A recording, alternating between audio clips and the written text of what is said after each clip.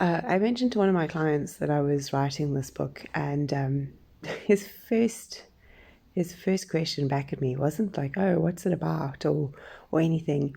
He just said, "Are you going to be including some of your story?" And I said to him, "What do you mean?" And he was like, "Well, your story is like it's amazing, and I feel like it should be in your book." So I said to him, I go, "Well, funny enough, I am including like the last chapter in my book as a bit of a journey, just to sort of showcase what we are." And I think the main thing for me there is not what we are, but maybe how we've grown, and hoping that somebody else can take some lessons out of it. When I started my business, it was not very well planned. I was on an extended maternity leave at that point in time. I decided I couldn't go back to an office and send my 3-month-old son to creche, and I decided to continue staying at home with him while I figured out what it was that I was going to do. And I had a friend call me, and she was working for an agency in Joburg, and she was quite upset because they'd just lost an account because they couldn't offer digital support to a campaign that they wanted to run. And it was a brilliant idea for a campaign. And yeah, so I mean, she was not happy with the situation. So she asked me to put a rate card together so she could present it to her superiors and to see if they would maybe consider a freelancer for that space, just to help them with these campaigns that they were doing, because they're very good at the traditional media, buying, creating, all of that. They just needed online support. So I created a rate card, sent it off to her, and then looked at it, and I went, "Oh, well, I suppose I have prices now.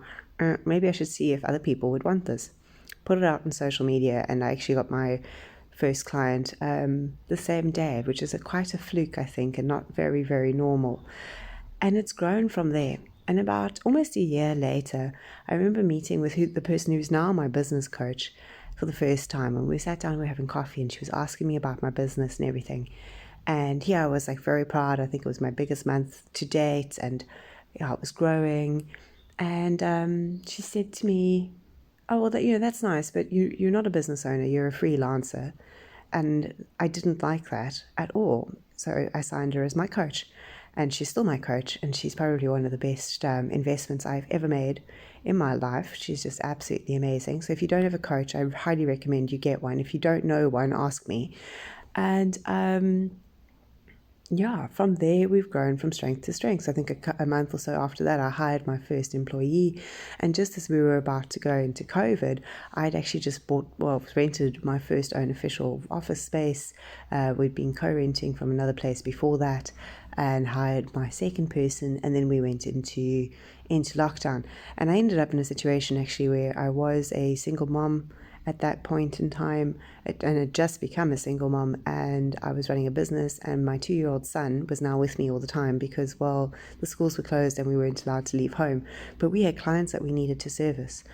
I very quickly needed to remove myself out of the business operations and the day-to-day grind so that we could make a difference, so we could actually get to the work, because I was the block in the business. At that point in time, every piece of writing for any platform was ending up in my inbox before it went to clients.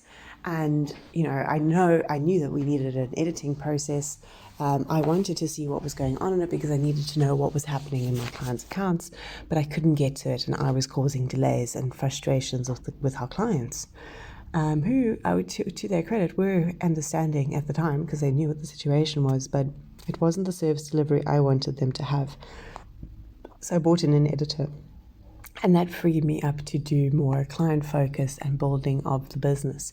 And from having to make that decision back in 2020, we now have a team of 10, and we are just about actually to move into office space again now after the pandemic, which we were all looking forward to. We've got a very nice client base and people we enjoy working with on a day-to-day basis, and the business has grown from strength to strength, and I've had to change how we market ourselves.